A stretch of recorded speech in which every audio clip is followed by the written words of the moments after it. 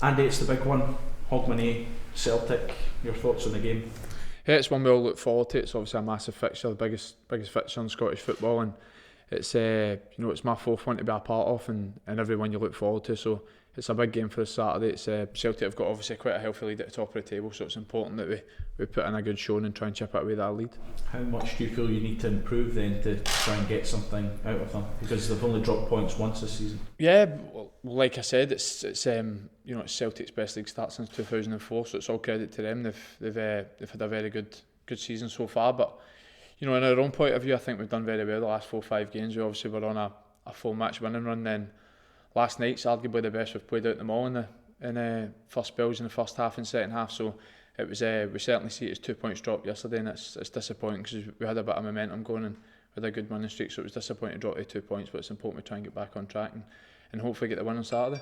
How different a game will this be at Ibrox, given you've played them at Celtic Park and Hampden this season? What will be different about this one, and what can you do to try and take advantage? Well, we've got obviously the home advantage, and we've got the backing of the 50,000 fans that we've got who've turned up in their numbers everywhere we've went this year, and they've certainly been a big 12 man for us. We've had a pretty good home record since the gaffer came in 18 months ago, so it's we've got to look and take positives out of that. We've not lost a league game at home under the gaffer, so hopefully we keep that going on Saturday and like I said, get the win. Do you need to be more clinical?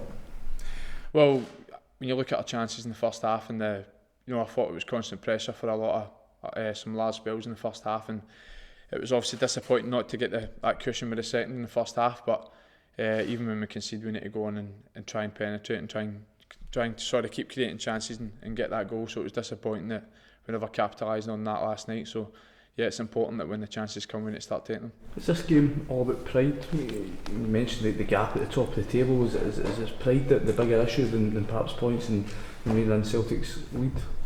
Especially, I mean, for a fan's point of view, it's certainly bragging rights. So it's a massive derby, but ultimately it's 3 points that's at stake at the end of the day. So that's what we're going to try and go for. What do you need to do better than what you've done in the previous 2 games this season to try and close that gap again? Just impose our style of play. I don't think we've really done that justice in ourselves over the last 2 games. Celtic obviously dominated the game at Celtic Park with a 5-1 victory, and the one at Hampden we've sort of been hanging on, and we never really imposed our attacking style of play in that game. So it's important we get back to that. But like I said, I think that's something we've done really well lately. I think our form over the last 5-6 games has been really good.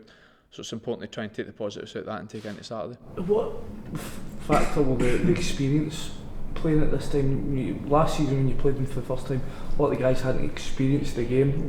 This will be the 4th one in quite a short period of time. Do you think that'll have any bearing on the result and the performance? I don't think so, because it's like I said, it's such a big fixture. It's a game that every single football player wants to be a part of. So I don't really think experience takes too much on it. And in a Celtic boys' point of view, it's probably the first time they've came to Ibrox, and they're going to experience a very hostile atmosphere, but a very good one. So I'm sure they're looking forward to that as well.